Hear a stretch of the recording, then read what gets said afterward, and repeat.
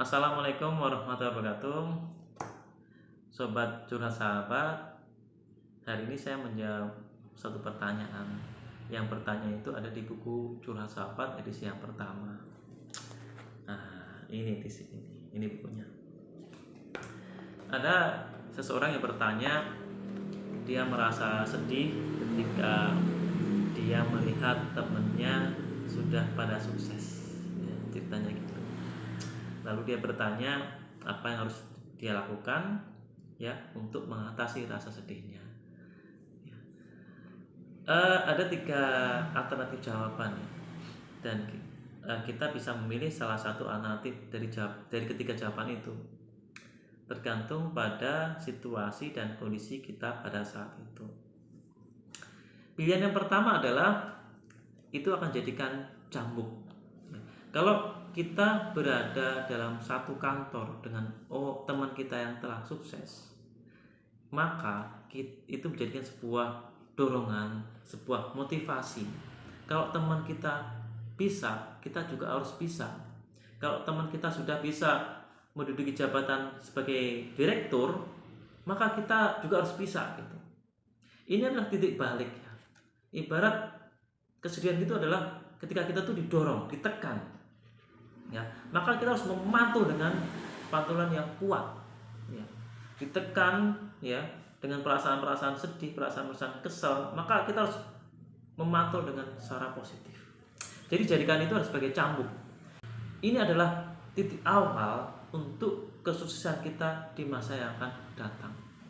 Yang kita lakukan adalah kita harus termotivasi. Kalau orang lain bisa, kita pasti bisa.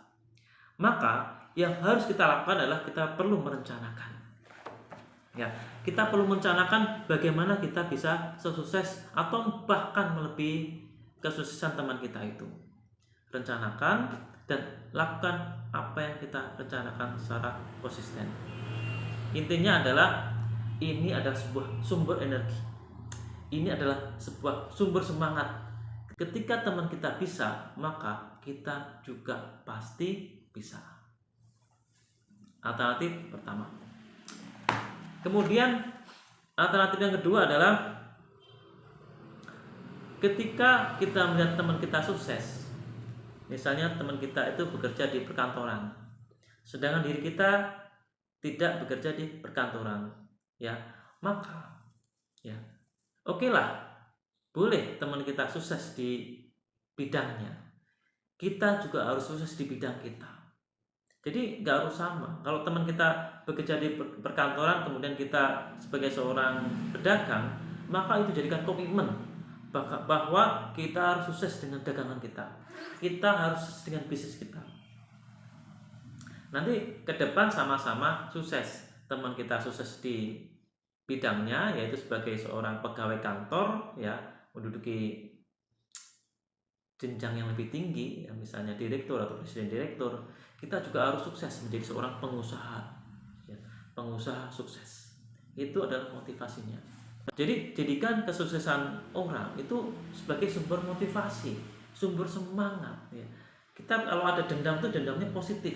Kita harus bisa melampaui mereka. Itu yang penting ya, semangat itu yang penting. Dan semangat itu harus kita jaga. Itu alternatif yang kedua. Ketika kita tidak berada dalam satu bidang atau minat kita tidak sama. Yang satu contohnya misalnya pegawai kantoran dan sudah menduduki jabatan yang tinggi, sedang kita kebetulan tidak berada di perkantoran atau tidak bekerja di perkantoran, maka kita harus sukses dengan bidang yang kita tekuni. Yang ketiga sekarang.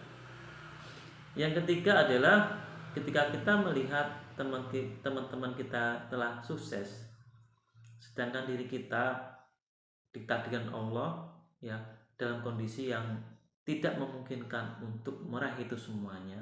Misalnya diri kita dalam kondisi sakit, ya, lalu kita sedih karena kita melihat teman-teman sukses, sedang diri kita sakit. Kita tidak bisa berbuat apa-apa. Apa yang harus kita lakukan? Yang harus kita lakukan adalah ingat, sobat, bahwa hidup ini tidak hanya di dunia.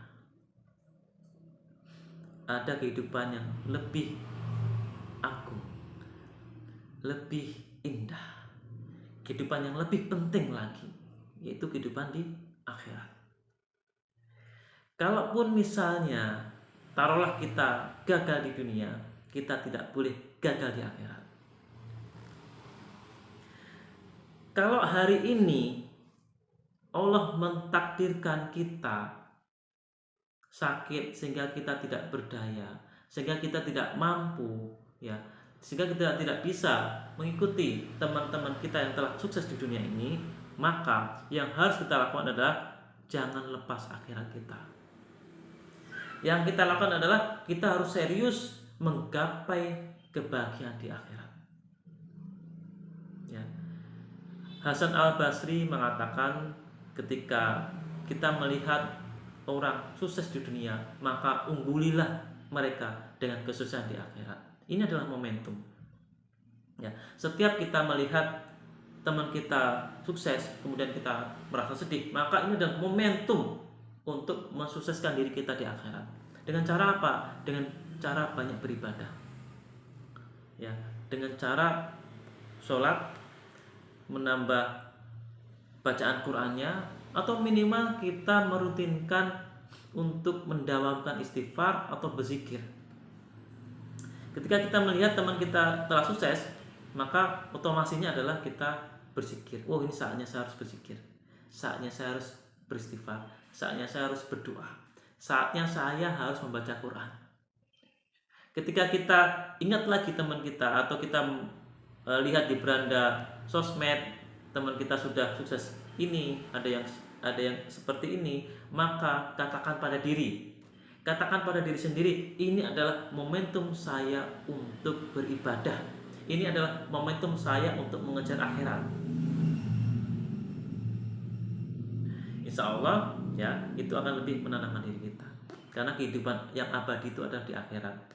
Betul, kita tidak boleh meninggalkan di dunia, tapi kalau dalam kondisi seperti ini, maka ini adalah sebuah cambuk bagi kita untuk meningkatkan amal ibadah kita, sehingga kita bisa mendapatkan pahala yang lebih banyak lagi di akhirat.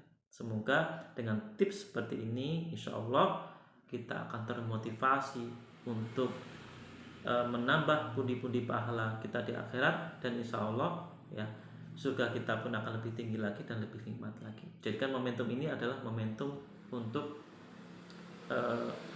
mengembangkan diri kita. Ya, ketika kita masih bisa, semua organ tubuh kita masih sehat, maka jadikan ini adalah momentum untuk menggapai kesuksesan di dunia.